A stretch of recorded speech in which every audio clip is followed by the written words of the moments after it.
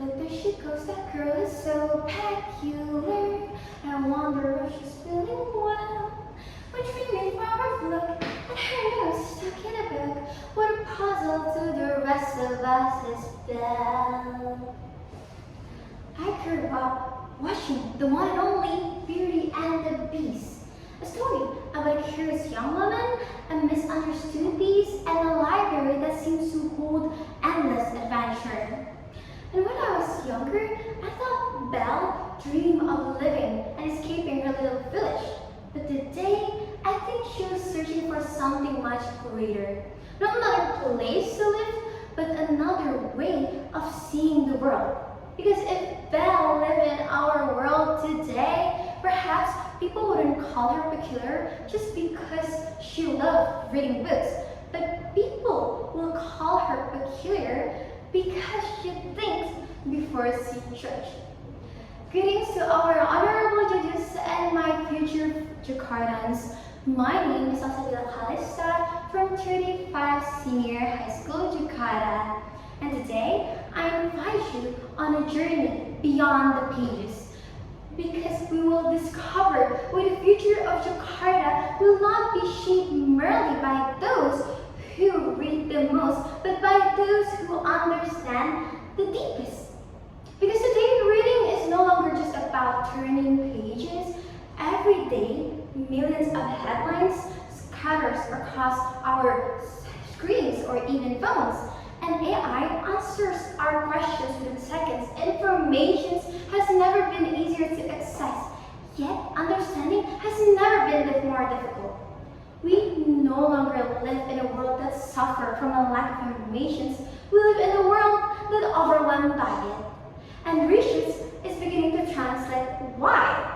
Because last week, my classmate and I were reviewing for a chemistry test. The classroom was unusually quiet, not because everyone was deeply focused on their textbook, but because almost every pair of eyes was fixed on the screen.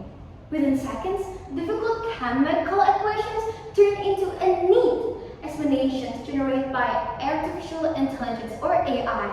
The answers were fast, clear, convincing, and for a moment, it almost felt as if learning had become effortless. Then our teachers asked a simple questions. Can anyone explain why that answer is correct?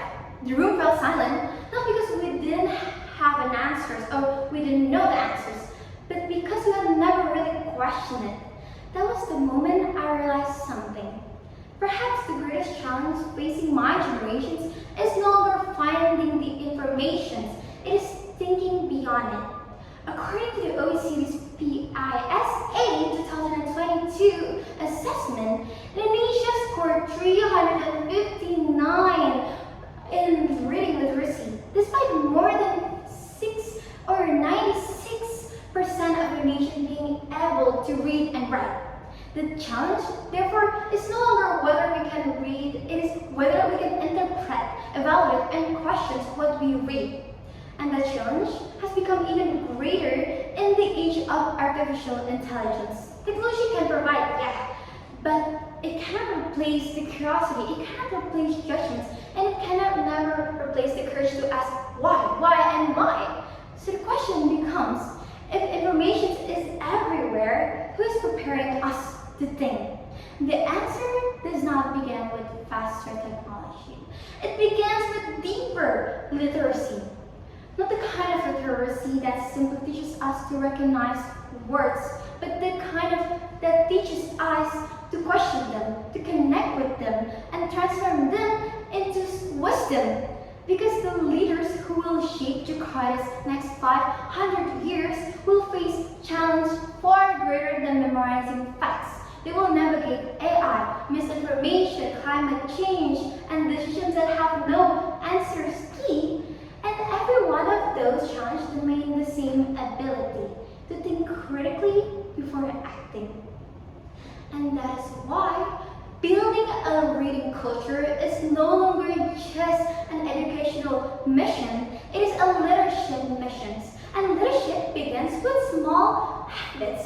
A student can begin begin by reading beyond the headline. They can open the full article, checking the original source, and asking whether information is complete or not before sharing it. A classroom can begin by reading together, like turning books into conversations where different perspectives are welcome and respectful disagreements becomes part of the learning.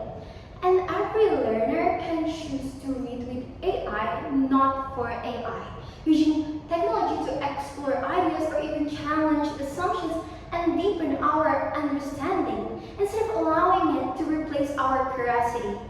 3 simple habits. 1 pure student, 1 thoughtful classroom, 1 school that values questions as much as answers. Small actions shared consistently can grow into something much greater. Because this is how a reading culture becomes a thinking culture.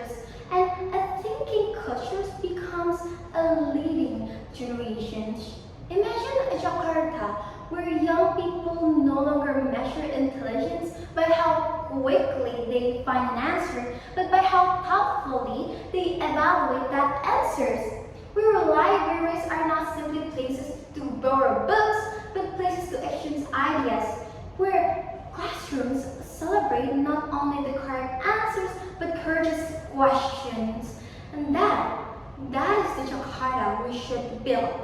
A city where technology continues to advance, but humanity advances with it. So, let us invest not only in smarter innovations, but in wiser mind. Not only in digital transformations, but in also intellectual informations. And so, in the end, the strongest foundations of Jakarta's future will never be its skyscraper or its maybe algorithm. It will always be the people who choose to keep learning, to keep questioning, to keep reading beyond the first page. I return now to Belle. In her story, everyone believed they already knew the beast. They judged him by his appearance, and they closed the book before reading the next chapter. But Belle chose differently. She kept reading, and today our generation is surrounded by more information than any generation in history. Yet, too often, we stop at the headlines.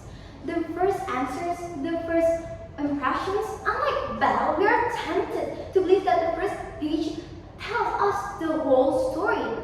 But the future does not belong to those who teach conclusions the fastest, because it belongs to those who have the patience to understand before they decide. And that means we can choose differently. Imagine a child growing up in Jakarta's 500th year. A child who uses artificial intelligence not to avoid thinking, but to think even deeper. A child who opens a book, questions headline, or even challenges an algorithm and listens to perspectives that differ from them. A child who understands that reading is not simply about finishing the pages. It is about shaping our judgment. A fairy tale that is no longer belongs only in a library, but belongs in every classroom, discussions, or even decisions, because reading today is not merely preparing us for the next examinations, it is preparing us for the next generations of leadership. And the future of Jakarta will never be written by technology alone. It will be written by people who chose curiosity over certainty, understanding over the assumptions, and also wisdom over convenience.